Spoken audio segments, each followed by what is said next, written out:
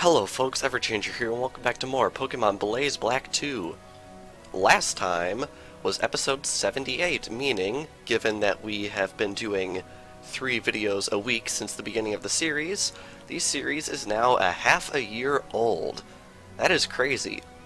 And last time we also had a battle against our rival Hugh after quite a long absence of him from the story, and we explored a portion of Route 13. This time, we are going to be exploring more of Route 13, but I am also going to alphabetize this list because it has been driving me insane. There we go. Alright, now we are going to continue exploring Route 13, beginning with fighting this guy. Behold my impressive physique. It's fitting of an ace trainer. Well, I mean, I guess, considering all you guys look exactly the same, and this battle background is really pretty. I really like how the game generates these battle backgrounds. It gives quite a bit of variety. I have a feeling there aren't very many areas in the game where you'll see a battle background like this. I'm also realizing I probably should have healed in between episodes. Yikes.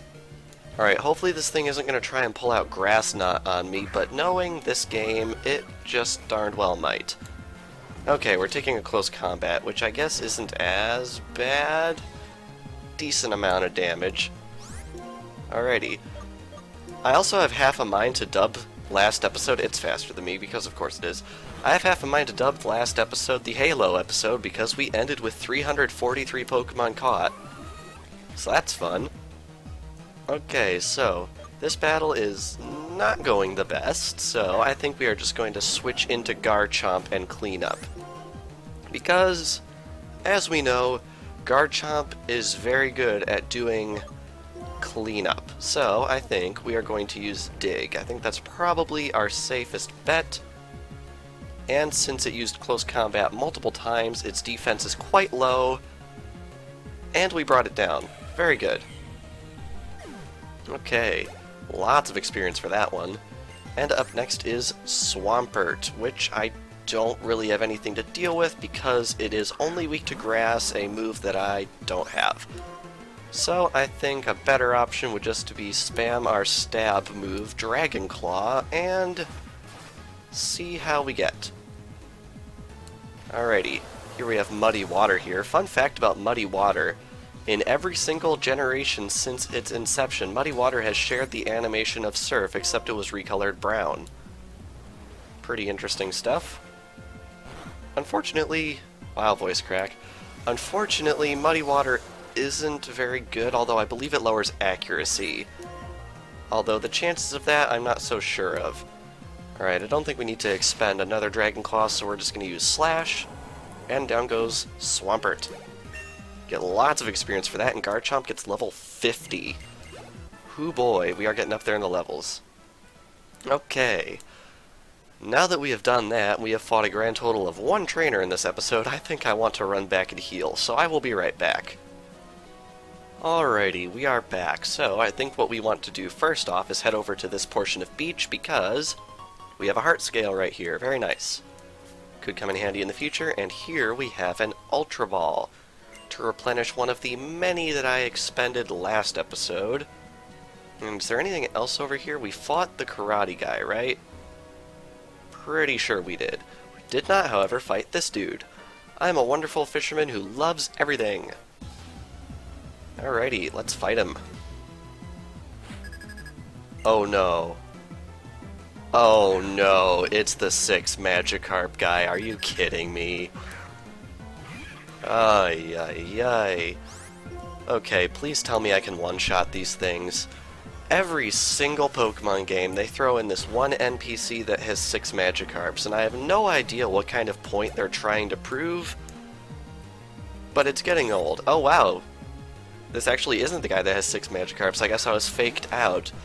Although I wouldn't be surprised if in the original game, the non-hacked game, he did have 6 Magikarps, because there is always, without fail, a guy with 6 Magikarps.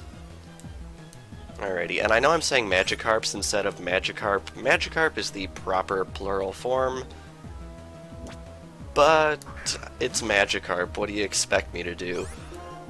Alrighty. Pretty sure Dark Pulse is special, which means Rough Skin should not pose a threat to us. And we actually took it down in one hit. Nice. Alrighty, creeping ever closer to level 53 with Mandibuzz right here. Alrighty.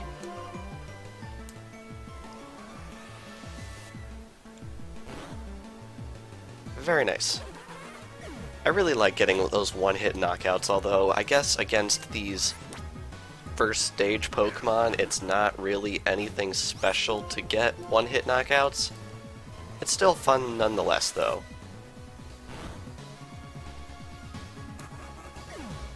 Okay, and I think that was his last Pokemon? No, it wasn't. He's got one left. And it is a Krabby. This guy certainly is a step down from the first trainer we fought in this episode, but I guess that's to be expected.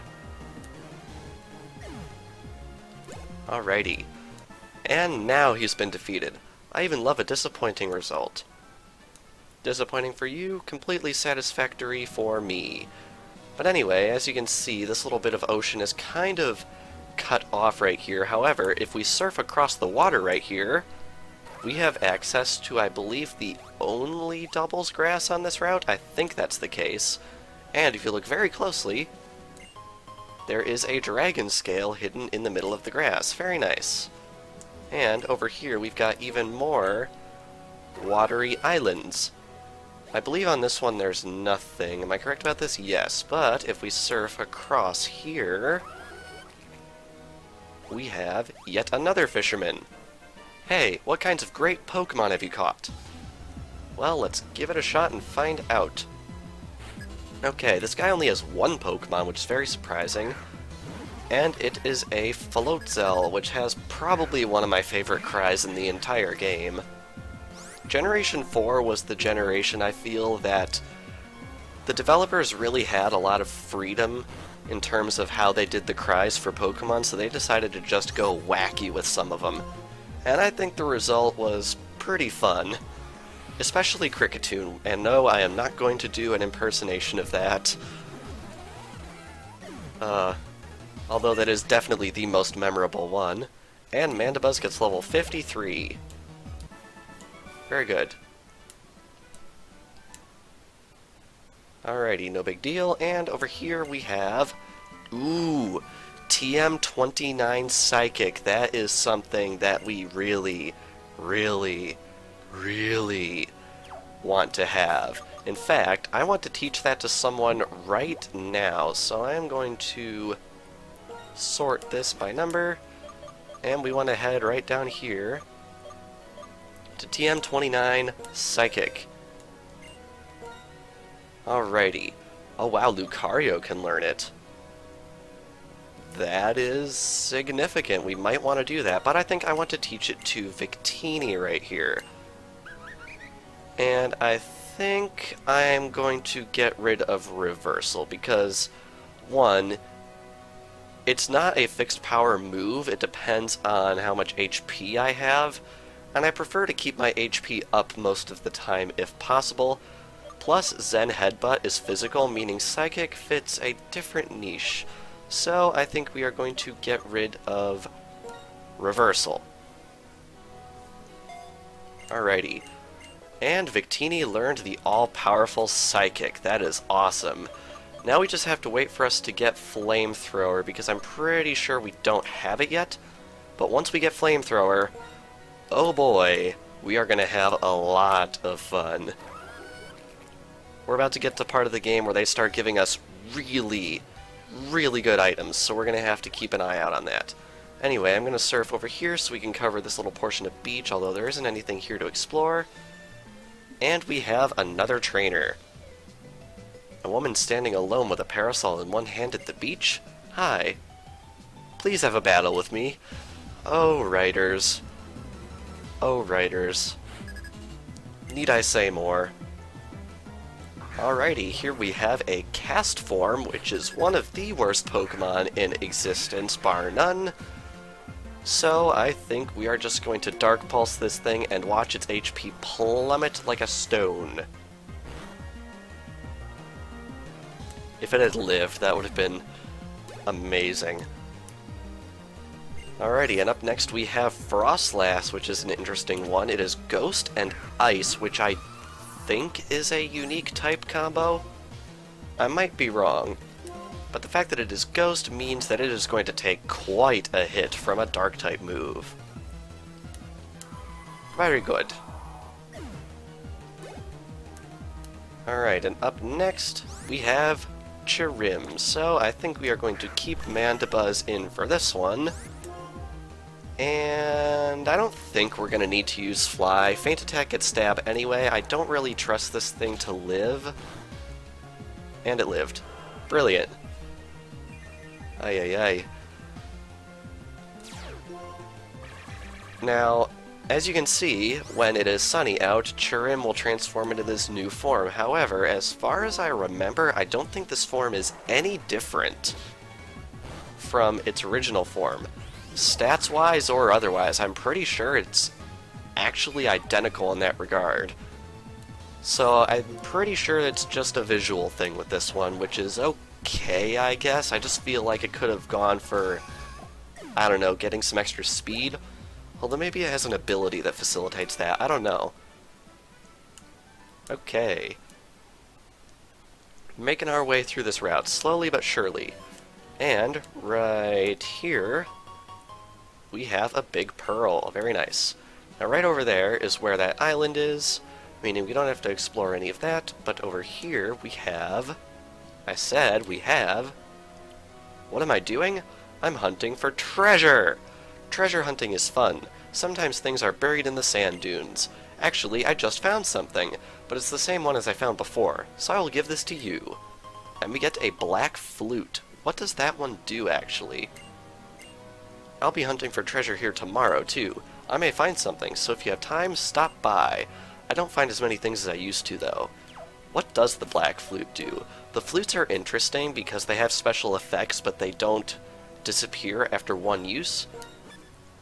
So let's head over here and sort these and see if I can find that black flute anywhere. It's not a held item. Where is it? There it is! A toy flute made from black glass. A maniac will buy it for a high price. Okay, so I believe the story behind this is the flutes used to have effects in previous games, but they kinda chucked that out the window for this one and just made them rare items you can sell. Which is disappointing, but them's the ropes. Anyhow, in here, the creation of Pokeballs made it possible for everyone to be with Pokemon. Yes, everyone. I'm really annoyed by what Team Plasma said in the past. So, I live with Pokemon without putting them in Pokeballs, but Pampor doesn't listen to me at all. That is a weird moral quandary with Pokemon, as it is implied, although not outright stated, that Pokeballs sort of reprogram the Pokemon into obedience, which is a little creepy when you think about it.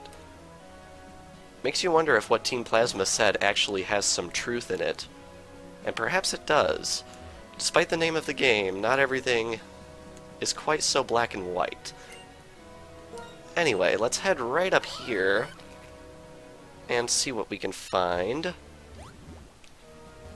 We have a water spot. Let's see if anything can pop out of this thing that is worth catching.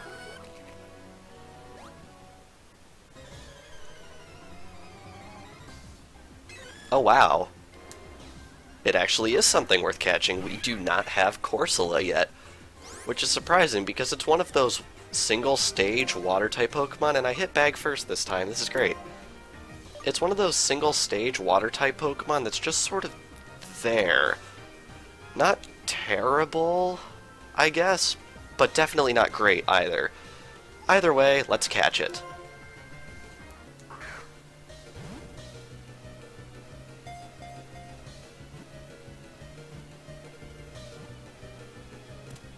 There we go, Corsola was caught. That was actually pretty close, to be honest. Anyhow, they prefer unpolluted southern seas. Their coral branches lose their color and deteriorate in dirty water. The southern seas mention is interesting because I'm pretty sure that is indirectly a Hoenn name drop, and we just hit box 12. That is awesome. there is actually an entire city in Hoenn that is built upon a Corsola reef. Or at least it is so said. Pretty interesting stuff. Anyway, let's head back around here so we can take on the trainers on this little spit of land in the intended order. Ah, it got away. I almost caught it too. Times like this call for a Pokemon battle. Maybe it's one of these two guys that has the 6 Magikarp. But it's definitely not this guy. Ooh, wow, this guy's got some big guns. Or big claws in this case. Here we have Kingler. As you might guess by looking at it, this Pokemon is the evolved form of Krabby. We are going to get Mandibuzz out of dodge for this one because it took quite a beating against a Corsola of all things. And I think Magnezone is definitely more qualified to take this thing out. And luckily we managed to bypass the Protect, and down it goes. Very good. Okay. Now, up next we have Crawdaunt, which is the evolved form of Corphish. I wonder if all these guys' Pokemon is going to be evolutions of that guy that had 6 unevolved Pokemon earlier. If so, we should expect to see a Gyarados at some point. Alrighty, we're almost to level 54. That is awesome. Okay, up next we have Huntail. Huntail is pretty interesting, purely for the fact that it is one of 2 branched evolutions for Clamperl. I know what you're thinking, Clamperl of all things has got to be the most random Pokemon to give a split evolution to, especially since this thing looks nothing like Clamperl at all. But they did it, and speak of the devil, this is the other evolution of Clamperl, Gorbis. Yeah, I don't get it either. Part of me wonders if they had Huntail and Gorbis planned out, and then they were like, on a whim, let's make these things a branched evolution of something, and then they just drew up Clamperl. And then, I guess, attached it via lore to Spoink for some reason. I don't know, it's all very weird. Anyway, down goes one fisherman, and now for the next one. Check out my Alomomola, it took me 100 Pokeballs to catch it. Oh, I am so sorry. So sorry. He does have an Alomomola, right? That'd be funny if he didn't, if this was one of those text edit things where the team was modified by the hack creator, but the guy's text wasn't. That'd be a little bit awkward. And yes, I am doing the bait and switch again, because Mandibuzz has the amulet coin, and I just forgot to switch it. Anyway, let's head out against Vaporeon here. And I think a Thunderbolt would be in order. If I could stop voice cracking, that is. Sheesh. I swear to you people, I'm 20 years old, although I might not sound it at times. Okay. And he doesn't even have an Alomomola, that's brilliant. Yeah, I guess in this way, team edit hacks aren't perfect, although there has been some cases of modified text in the game. I guess the hack creator just didn't go in depth enough to make sure that weirdness like this wouldn't happen, although it does make for a good laugh every now and again when we encounter it. And we defeated the second fisherman on this route. Very nice. Now, if we head up here, we have another item in the sand, a pearl. Definitely gonna have to sell all this for money in the coming weeks. Anyway, if we head up here, we can actually sneak down into this little area, pretty well hidden to be honest. And we have a trainer. Forming a team of 3 Pokemon that can work well together is key in our rotation battle. Let's begin.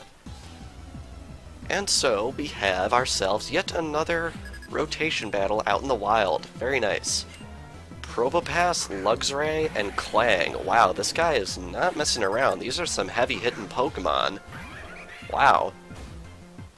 And of course Mandibuzz is in red, so we're going to have to deal with the sounds of that.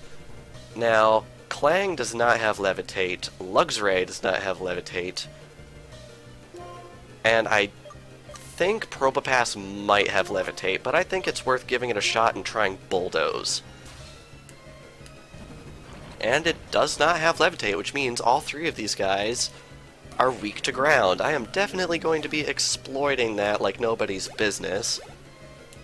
Because, I mean, why wouldn't I? Out comes Luxray, and... oh, right, I forgot. For some bizarre reason, your cursor resets position in rotation battles. I have no idea what's up with that. Really bizarre. I hope that was fixed in X and Y. There are so few rotation battles in X and Y that I don't think I ever noticed. In fact, are there even any rotation battles in the single player of X and Y? I'm not sure if there are. And see, that time the cursor didn't switch. That just seems bizarre to me. I wonder if it only resets itself when you rotate during a given turn. It seems like a glitch. Maybe it's undocumented, because I don't remember reading about that one on Bulbapedia's page. And being me, I've definitely frequented that page quite a bit, considering I actually appear on that page. Shameless plug. Feel free to go look for it if you want. Okay, the way he positioned his Pokemon was terrible, he says, although honestly his layout in general was terrible because there was a common weakness. Anyway, we get a Citrus Berry for our troubles, which is very nice. You really need to be able to predict your opponent's moves in a rotation battle. It's a true test of a trainer's skill. I suppose you can say that. And right over here, this actually opens up into a completely new section of the map. This is what I really like. There's a lot of hidden stuff in Unova that people don't really appreciate a lot of the time, I feel. This Pokemon used to deliver mail to everyone. I believe this was part of a side quest in Black and White. I know, I'll give you the Power Lens this Pokemon brought me. Neat. Free Power Lens. I will definitely take that. Doesn't matter to this Pokemon even if it doesn't battle very well. Alrighty, and over here, I believe these two are important. I'd like to go to Pokestar Studios. I haven't been there in a while. I'm a fan of Mr. Studio. I wish he would be in a movie. Guess I'm thinking of a different old couple. I hope a new winner has emerged in the PWT. So I guess we gotta just shamelessly plug extra features in the game, which I'm perfectly okay with, although I feel like not a lot of people have mentioned Join Avenue recently. Anyway, can we beach over here? We cannot. Apparently I got jumped by a dark spot. Not something that happens very often. For whatever reason, you can beach yourself right here, which seems incredibly bizarre. Anyway, let's see if this one will deliver in any capacity. Nope. Nope, nope, nope, nope, nope. Anyway, let's head right back through here and around this way. That was an interesting little derp of the D-pad right there. Still gotta get used to it. It's very different from the Xbox pad. Over here, we have another trainer. This episode might be a little bit long, but I feel like 3 episodes for one route would be a little ridiculous, so we're just gonna have to go with it. Okay, so we have yet another Ace trainer. Presumably is going to put up quite a bit of a challenge, although she only has 2 Pokemon. One of which is Lampent, which has one of my favorite cries in the game, as I have already mentioned in, I want to say, episode 69? I think that was that episode. Anyway, we outspeed it, hit it with a super effective move, and it survives? Well... oh well. Guess we just gotta have to go with it. Okay. So I think we'll bring out Garchomp next. It's crazy. I think everyone on our team is at least level 50 now, which is really awesome. I'm honestly surprised we made it this far without having to grind up a little bit more, although I have a feeling once we get to the 7th gym, we might need to grind a little bit. Hopefully not much, though, because I am a bit pressed for time this semester. Gastrodon is trying to learn Recover. I don't think it's really worth learning because, given this is single player, I can just use an item.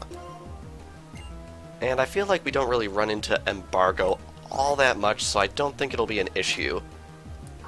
Anyway, up next we have Honchkrow, probably the best hat in all of Pokemon. And I think repeated use of Dragon Claw is probably the best option here. Wow, and we got a critical too. That is awesome. Okay. One more trainer down. I'm pretty sure there are very few trainers left for us to take out. Anyway, I think what I would like to do is switch this item over to Magnezone and switch this item over to Garchomp and then switch Garchomp into the lead. I think that's probably a good motion for now, especially since Mandibuzz is actually getting pretty up there in the levels. And I think this is new. Yes, this is new. This is Tangela. I believe it was the only pure grass type introduced in Generation 1? I'm actually not sure about that. Actually, no, I think Bellsprout was pure grass. Ah, well. Anyway, let's catch it.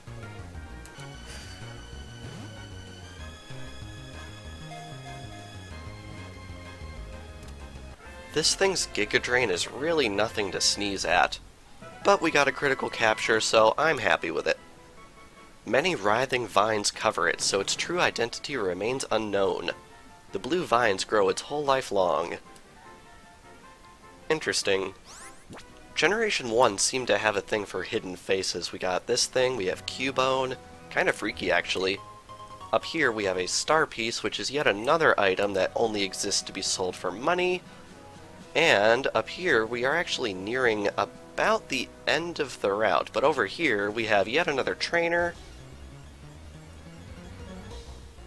And a wild Pokemon apparently, which we don't have. Awesome. This is Linoone. Linoone has the honor of being the only Pokemon that I ever encountered shiny during a main playthrough before beating the Elite Four of a given Pokemon game. Not counting Gyarados, of course. I caught this thing, I want to say, 2 or 3 days after I got Omega Ruby on that route to the west of Lily Cove City, which is totally awesome. I still have that thing to this day.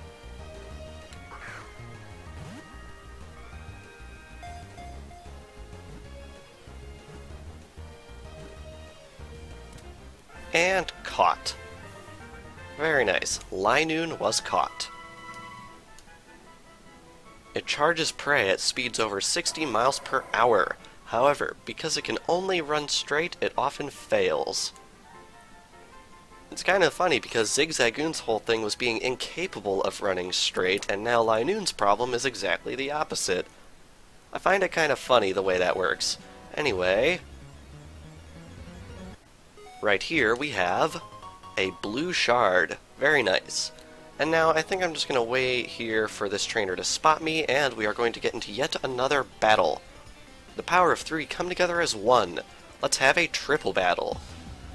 Man, I forgot just how many trainers were on this route. It's kind of insane. I guess you guys are getting a longer episode this time around, because as I said, 3 episodes on Route 13 would probably start feeling a little bit tedious, especially since it's been quite a long time since we last had a gym battle. I have a feeling you guys are itching for one.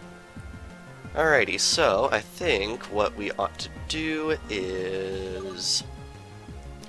Dig seems good. On Ninetales, Bulldoze hits everyone, doesn't it? It does. I don't think I want to do that. I think instead I am going to use Aura Sphere on Typhlosion, and then I think we're going to give Psychic a shot and blast Larvesta with it. I think that's probably a pretty solid game plan. May not look like much, but wow, Psychic really packs a punch, guys. I love that move so much. So much. Another move I love is Aura Sphere, which also pulls out a one-hit knockout, which is awesome. Unfortunately, judging by these events, it looks like Garchomp is actually the slowest, which means unless Ninetales survives a hit from my Lucario, Garchomp probably isn't going to get much done in this episode, and I don't understand how Psychic, quote-unquote, cannot reach Ninetales. I mean, it's freaking Psychic power. Like, don't tell me that thing has a distance limit. Oh well. And Ninetales does indeed go down to my Lucario. Sorry, Garchomp, you kinda sat this one out.